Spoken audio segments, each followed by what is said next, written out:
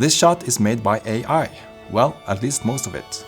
Everything around this frame is made easily with a new Photoshop feature. Let me show you how you can do it and how we can actually make it look like a video with some easy tricks.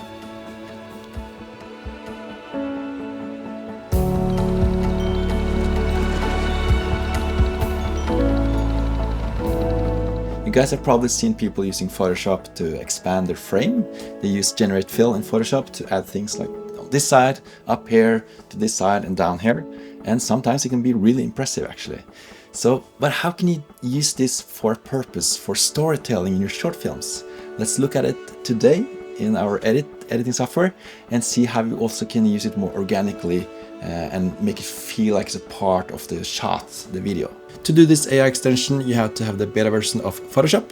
If you have the Creative Cloud account, you simply open up the Creative Cloud app and then click here to download the beta version. Then in your editing software, you grab the still from your video, insert it into Photoshop and use Generate Fill to make the AI create visuals that match your still. And when you're done, bring that new image into your editing software, scale it down to fit your new image and then mask out the edges. I will show you this in a more detailed way a little bit later in this video. But first, since we are using Photoshop, it creates still images. And you might think that it's a little bit difficult to use still images for your videos and make it feel credible. Well, you can actually do quite a lot with the images to make it more alive. The audience watching your video or film, they don't know how you made a film, they just assume that it's a video. Like when we made a film called The Camera Hack back in 2016, I needed a wide angle for one of the scenes we had, which was supposed to be in Murmansk in Russia. I had visited Murmansk earlier and shot quite a lot of video with my Canon 5D Mark II and the Magic Lantern hack, if you remember that one. And for the film, I needed a night shot of the city, and I didn't have any ultra wide of the city during night, just daytime, and the shot was quite shaky. So I just grabbed a still from that shot and put it into Photoshop. I adjusted the light so it looked like night. And then in After Effects, I added moving lights with adjustment layers and some brightness, and also added a little bit of video from a harbor I shot and placed it in the background. So when I edited this together, it looked like this. And I did this for another scene as well, where I only had a still image of this room and I wanted it to look alive, so I had to find something that was moving. So I just found a lava lamp video on YouTube and I put it in and blended it in with my lava lamp in the still shot, and then I duplicated the video and I made it a bit transparent and made it bigger and more blurry and added it to the wall so it looked like the light was hitting the wall in a way. So you don't need to do much to trick the audience actually. Okay, so back to Photoshop AI. I wanted to enhance some shots from a project we shot called Cloud Mountain.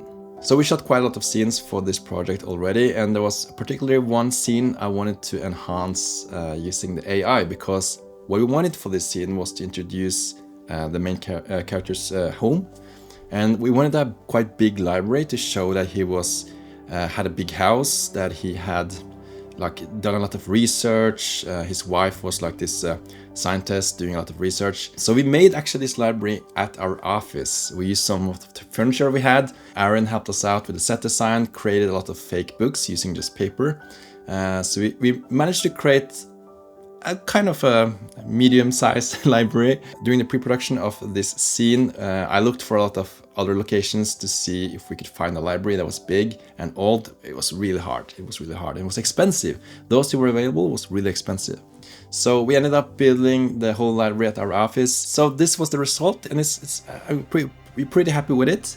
But of course, the idea that the script said it was going to be like a really, really big library. So what can we do now? What can we do in Photoshop to make it as it was written in the script? So let's work on this now.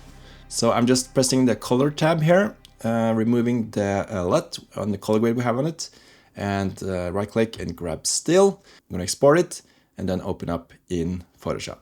Okay, we are in Photoshop, the beta version, of course, we need that. I just want to let you know I'm not a Photoshop expert, so I might do things here that looks a bit strange. Okay, I'm going to duplicate the layer and then press canvas size and make it up to 8K. So this is going to expand the frame. It's not going to stretch it, but it's going to create a lot of empty fields. Let's now start using Generate Fill. Okay, I'm trying first at this side. I just mark here and press Generate Fill.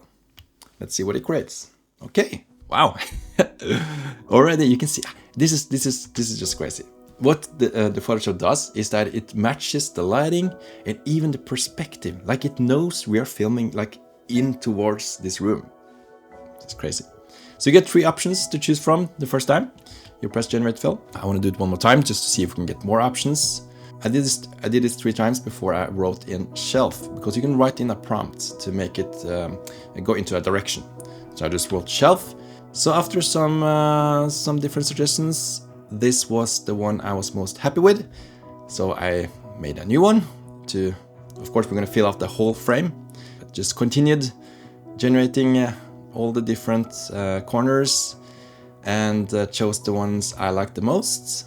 And the reason why I'm doing it step by step is because as it is now, what Photoshop creates within the frame you're choosing is not very high resolution. So instead of choosing the whole surrounding and then press generate fill, I'm doing bits by bits. So I know I get more resolution, and also that I can choose the right direction for the AI to go into. Actually, this this is how it looks at the office in the ceiling. It's just scary.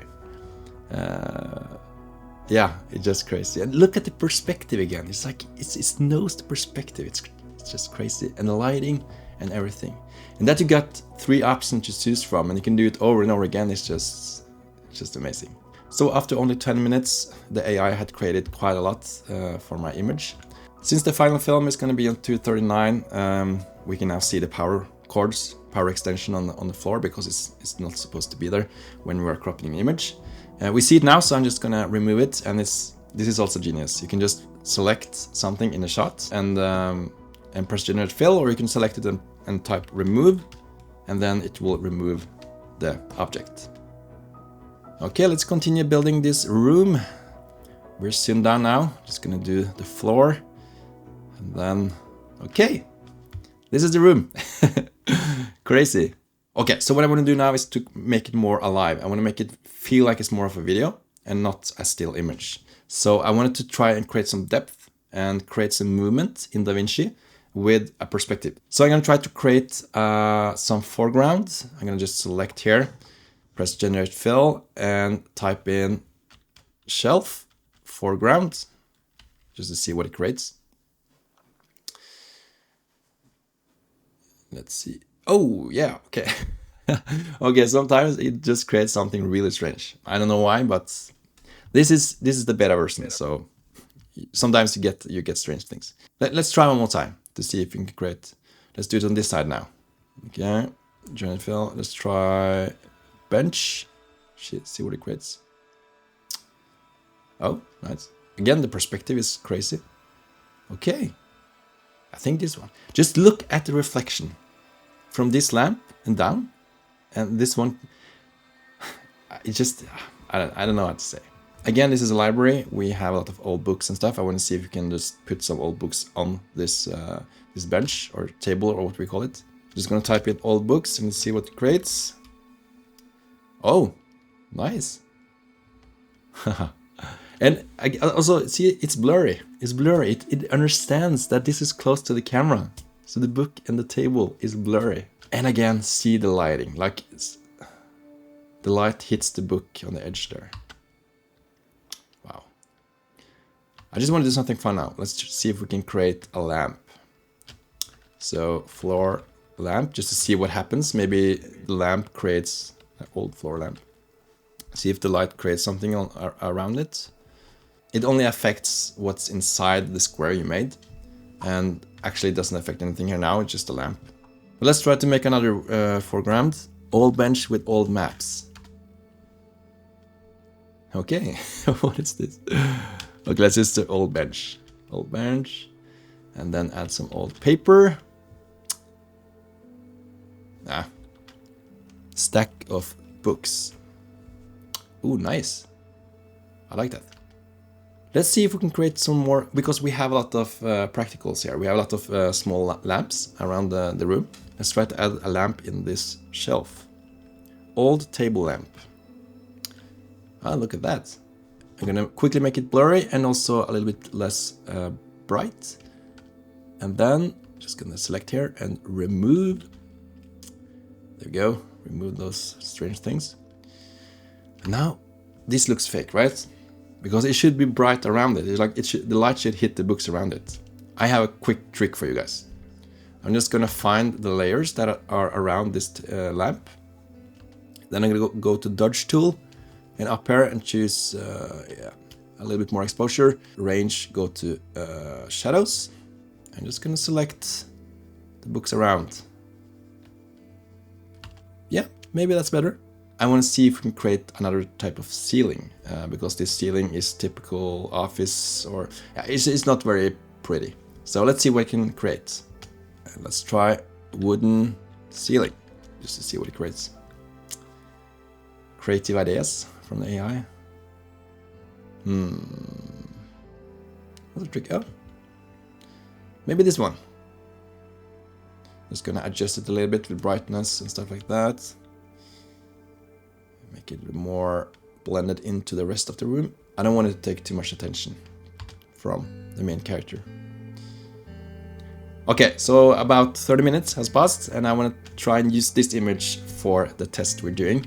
First, I'm now going to do something to create this depth in the shot, make it feel like the furniture is more part of the room than just being like a still image. So I'm going to do a little thing here now. I'm going to find the foreground. I'm going to select those layers, make a group. So I know it's table front left. I'm going to make it move differently in DaVinci when I add like a slow movement in the shot. I select table. I'm just going to merge these layers as well. So it's one image. I selected it. I go to select and then modify feather. Take maybe 20 and duplicate it. Since the foreground is a bit blurry, I also want the selection to be a little bit blurry. So when I make this a separate layer, it doesn't have like these hard edges. That's gonna look strange. So I'm using feather to make the edges of this table a little bit soft.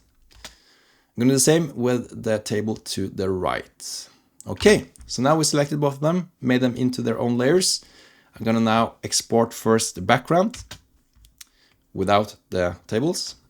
Just export it as a JPG. And then I make only the front right table visible. The rest is invisible.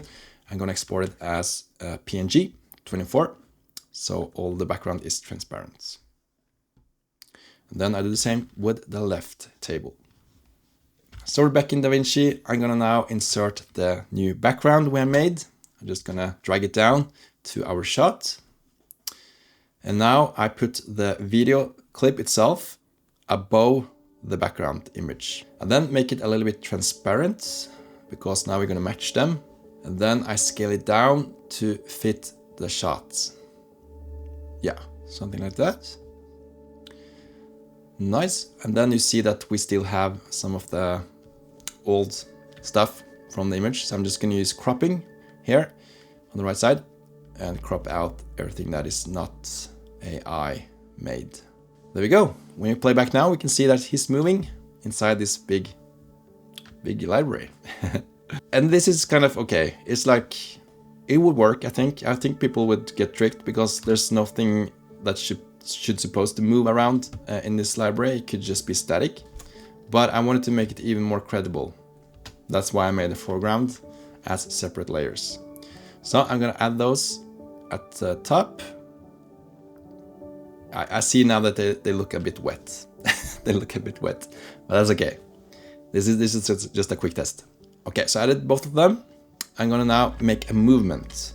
I'm gonna select the original video and the new background we made and make a new compound clip. And I'm gonna find the exact part of the shot I want to have the movement. Let's say we start from here. I'm just gonna use those tables as a reference point. So we start here. I select the background and make a key point here at the zoom. I'm gonna find out how long we're gonna have this shot. And then I zoom in a little bit. So now it will create a little movement in the shot. A digital zoom. And then I cut this down so it matches this last key point, just as a reference. I go to the beginning of the table. I create a zoom and position key point for one of them. I go to the end And then I just look at how much we zoom the background, 1, 2, 3, 7. Then we zoom a little bit more on the table, maybe 1, 4, 20. Let's try that. Let's now try with the other one as well. And let's play back. Yeah. We wanted to look like the camera was actually moving on the set that day we shot it. Let's now quickly look with the color grade. Yeah, looks quite okay. But I wanted to do more. Before I shot this video, before I recorded my screen, I actually did a test as well, just because it was the first time I did the AI in Photoshop. And as you can see, it's a little bit different, but still has a lot of the same elements. It's the same, I created the same, the shelves on the sides with all the books. You see the floor is a little bit different, and also the ceiling.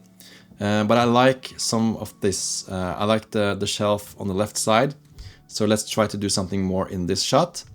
I now want to create a glass ceiling, because in the script this guy is rich. So I thought if we have like a glass ceiling, we could also introduce where we are. Like, is it in the forest, is it in the city, and at which time of the day this is. And this is supposed to be in the middle of the night or early morning.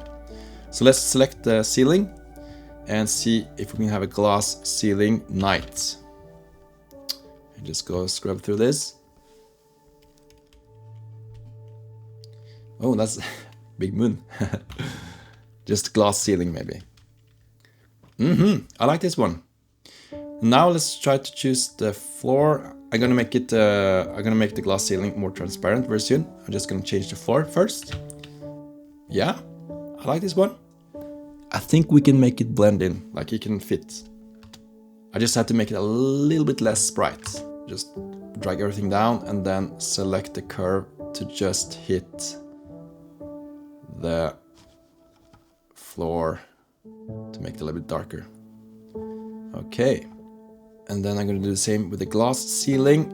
I'm also gonna add some forest here, so stay tuned. I see also on the right side here in the shot, it's a little bit red. I'm just gonna pull that down a bit.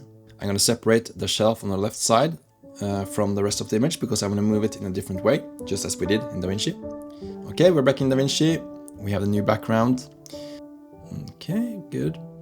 Make a compound clip again for the movements. And then we add the shelf on the left side. Make it a little bit bigger, so it's above the other one. And then we do the same with the movement. First you move the background, zoom in a bit with key points. Then we do the same with the shelf, but we zoom in a little bit more.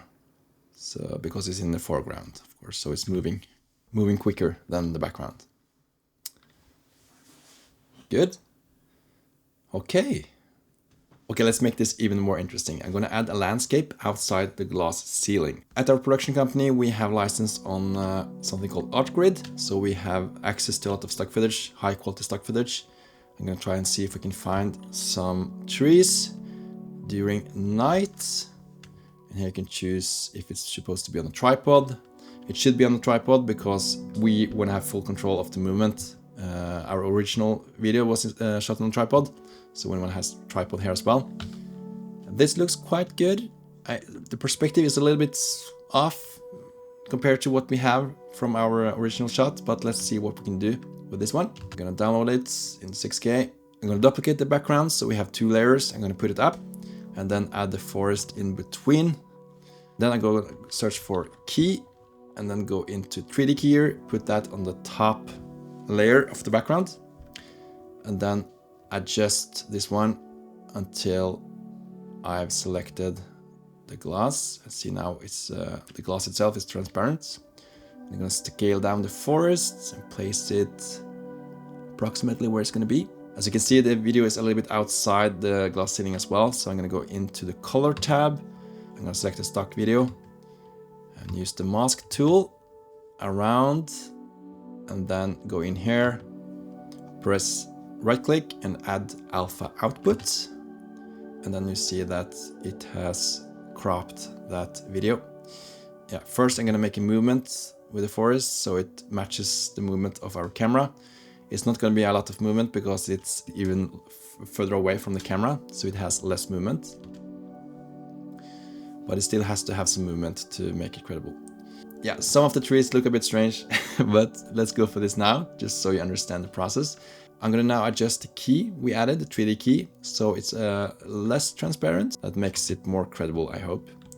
So I'm gonna adjust it a little bit, and also I'm gonna pull down the brightness of the stock video, the forest, so it doesn't stick too much out. Yeah. And also the mask of our video, so it looks better. So let's just crop it down a bit more. There we go. Okay, now let's add those tables from the previous shot we made to make it even more alive, the shot. So also for this scene, we wanted to have a hologram. It's in the future, so that's one of the few things we have in this shot, which shows that it's in the future.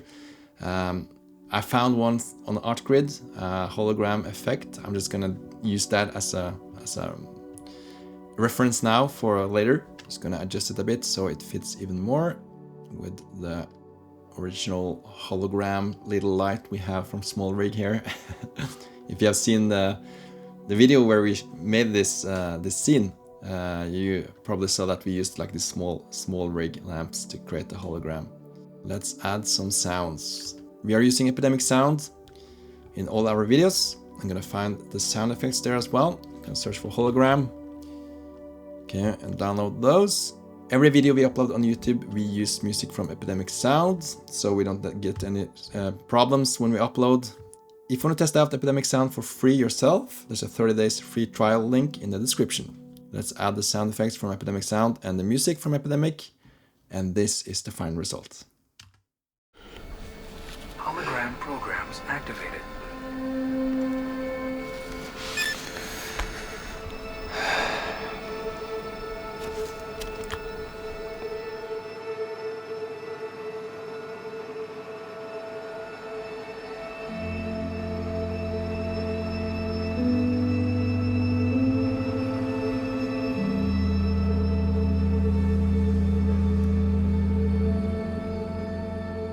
I just used an hour or so on this. Imagine using more time, fine-tuning, and make it more credible. I think this can be, this is the future. And the question is only who owns the copyright, like who owns this shot now.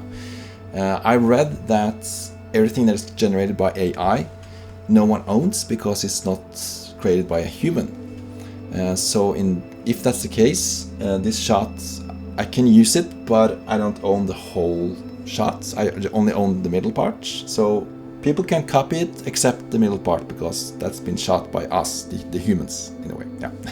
So if you know more about this, please comment below. I bet we're gonna do this more on this channel, so subscribe to stay tuned. And if you haven't noticed, we have uploaded a new episode of Making a Film Company where we create a big commercial with a small crew. Check it out by pressing somewhere here in the annotation or the link in the description. And if you haven't seen, we made a virtual production video with Nerdforge and William Foucher. Check that out as well by pressing somewhere here. And I'll see you again. Ha det bra!